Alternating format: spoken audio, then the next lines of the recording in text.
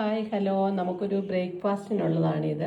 ഇത് നമ്മൾ ഗോക്കാമോളി എന്ന് പറഞ്ഞിട്ടൊരു സംഭവമാണ്. ബ്രെഡിൽ ചെയ്യാവുന്നതാണ്. പിന്നെ ചപ്പാത്തിക്കും അത് കഴിക്കാൻ പറ്റും.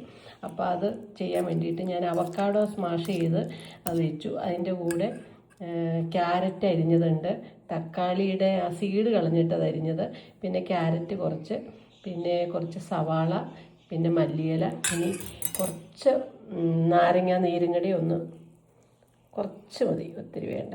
പിന്നെ ഈ മുട്ടയും കൂടെ ഒന്ന് ഇതിൻ്റെ കൂടെ ചേർക്കും. എന്നിട്ട് ഇതെല്ലാം കൂടെ മിക്സ് ചെയ്തിട്ട് ബ്രെഡ് ടോസ്റ്റ് ചെയ്തിട്ട് അതിൻ്റെ മേളിൽ വെച്ചിട്ട് സാൻഡ്വിച്ച് ആയിട്ട് പോലെ കഴിക്കാം. നല്ലൊരു ടേസ്റ്റ്. നമ്മുടെ രാവിലത്തെ ബ്രേക്ക്ഫാസ്റ്റ് ആക്കുകയും ചെയ്യാം. ഓക്കേ. പിന്നെ ഇതിൻ്റെ കൂടെ കുറച്ച് കുരുമുളക് പൊടി ഇട്ടു. പിന്നെ ചതച്ച മുളകുണ്ടെങ്കിൽ നമുക്ക് അതും ചേർക്കാം. ഞാൻ കുറച്ച് കുരുമുളക് പൊടി മാത്രമേ ചേർത്തുള്ളൂ. ഉപ്പും ചേർത്തു. കാരണം ഒത്തിരി എരിവായി കഴിഞ്ഞാൽ നമുക്കത് കഴിക്കാൻ ബുദ്ധിമുട്ടായി. ഇനി മുട്ടയും കൂടി ചേർത്തിട്ട് ബാക്കി നമുക്ക് കാണാമേ. നമുക്ക് സാൻഡ്വിച്ചിനുള്ള ഉണ്ടാക്കി വെച്ചിട്ട് നമുക്കൊരു ബ്രെഡ് ഒന്ന് ടോസ്റ്റ് ചെയ്യാം. ഇച്ചിരി ബട്ടറിൽ ടോസ്റ്റ് ചെയ്യാം. കുറച്ച് ബട്ടറുള്ളേ.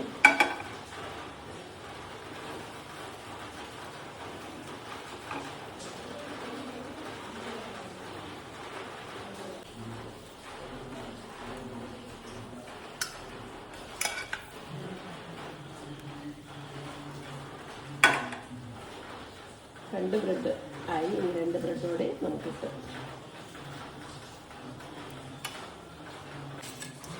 നമുക്കിത് ഫില്ല് ചെയ്യാം. ഇനി മുട്ടയെല്ലാം കൂടെ ഞാനത് മിക്സ് ചെയ്തു. ഇത് പല രീതിയിലും ചെയ്യാം. ഞാൻ ചെയ്യുന്ന വേഷം ഇതാണ്. നന്നായിട്ട് നിറച്ചിട്ട് ഇത് മുട്ട നമുക്ക് ബുൾസൈ ആയിട്ട് ഇതിൻ്റെ മേളിൽ വെച്ചിട്ട് അങ്ങനെയും കഴിക്കാം. ഇത് ചപ്പാത്തിക്കും കഴിക്കാം. ഞാൻ ചപ്പാത്തിക്കും ഇത് കഴിക്കാറുണ്ട്. ഇത് ഇത്രയാണ് സംഭവം.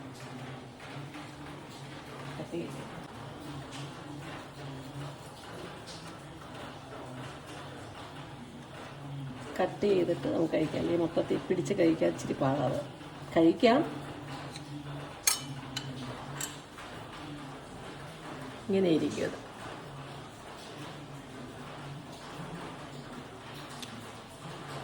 ഇന്നത്തെ എൻ്റെ ബ്രേക്ക്ഫാസ്റ്റ് ഇതാണ്.